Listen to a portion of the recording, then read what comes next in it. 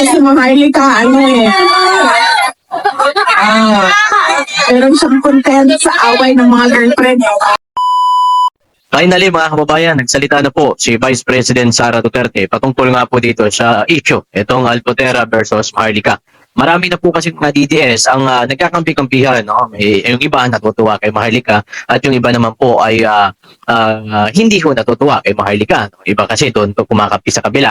Alam nyo, hindi naman talaga yan ang totoong laban ho natin. Which is ang totoong laban ho natin ay ito talaga dito sa kung papaano po ang pamumuno ni The Junior sa ating bansa at kung papaano po ang sitwasyon.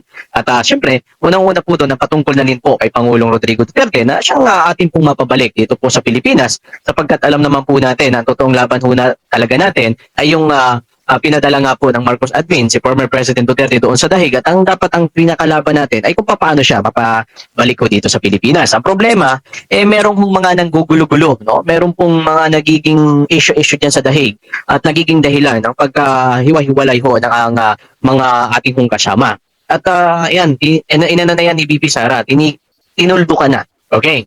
Handa na ba kayo? Okay, ipapakita ko sa inyo ang video ng mga sinabi po ni BP Sara Duterte para matigil na po ito at magkaisa po tayo. Dapat po tayo ay hindi po tayo nag-aaway-away. Okay? Pakinggan po natin. Ayan. Pakinggan nyo. Kasi Maharlika, meron siyang content sa away ng mga girlfriend. Sabi ko nga doon sa kasamahan ko, sabi ko, alam mo, kalinaw talaga to si President Duterte. Hindi siya nag-asawa. Ulit. Kung sila yung hiwalay ng nanay ko, hindi na siya nag-asawa ulit. And therefore, ngayon, wala sa kanila ang makapagsabi na siya ang pwedeng magmamay-ari kay dating Pangulong Rodrigo Duterte. Dahil lahat sila ay pare-parehong girlfriend lang. Pare-pareho lang naman pala girlfriend eh. Ayan, nagsalita na po ha. Nagsalita na si BP Sara. Wala hong isa man sa kanila ang pagmamay-ari po si Pangulong Duterte. Alam niyo dapat yung mga personal na buhay nila Pangulong Duterte, hindi na dapat yan dito sinasali sa mga issue dito eh. Hindi na dapat yan nagiging dahilan pa ng pagkawatak-watak po ng mga supporters. No? Yung mga baging ano lang talaga tayo, hayaan natin dyan si Pangulong Duterte. Yung personal niya na nabuhay yan. Pero alam mo, nag-post din kanina si Atty. Ruina Gonzon patungkol nga po dito mga kababayan. Nag-post siya na talagang grabe talaga si Digong, no? Grabe ka. Playboy kayo ba? Ito yung presidente kasi alam nyo, ganyan si Pangulong Duterte. Minahal talaga yan ang sambayan ng Pilipino. Kasi nakita naman natin, yung naging resulta talaga ng kanyang pamumuno. Kaya yung mga ano dyan, yung mga nagkakahiwa-hiwalay, yung mga, alam naman natin, meron tayong sari-sariling opinion sa kahit na anong sitwasyon or sa kahit na anong pinag-uusapan po natin. Pero naman sana, higil na natin yan. Diba? Dahil nakikita naman natin ngayon, yung mga dilawan, mga pinklawan, ay nagsasayaho sila. O, nakita kasi nila na tayo, no? TDS, kapwa TDS ang nagbabanatan dito sa social media. Kaya nga andyan na si BP Sara, nagsalita na.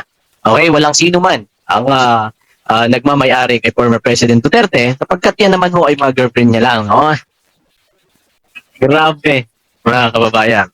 Talagang dito ho sa sitwasyon ho na ito, dapat na po natin magkaisa. Lalo-lalo na sa panahon natin ngayon, no? Dahil nagbabadya po ang hindi magandang mangyayari. No? I hope na wag naman sana.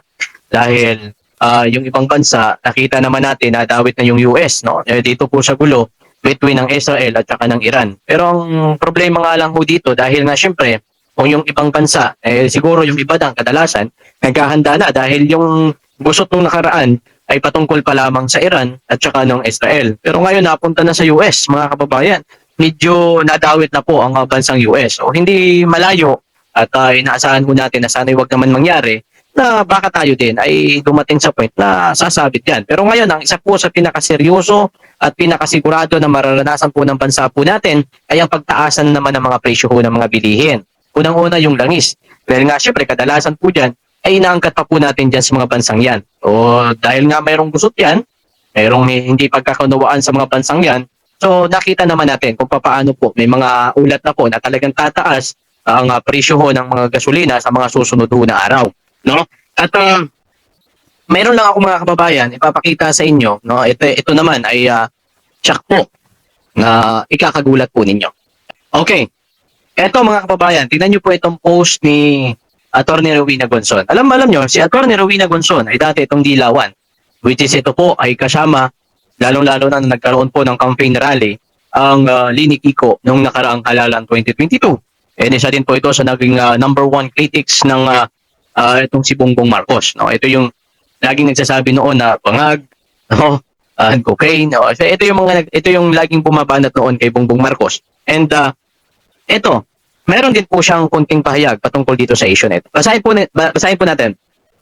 At least nung nakaraang admin, walang nakialam sa gobyerno na nag-aas ang presidente o nakikialam sa pamamalakad ng gobyerno.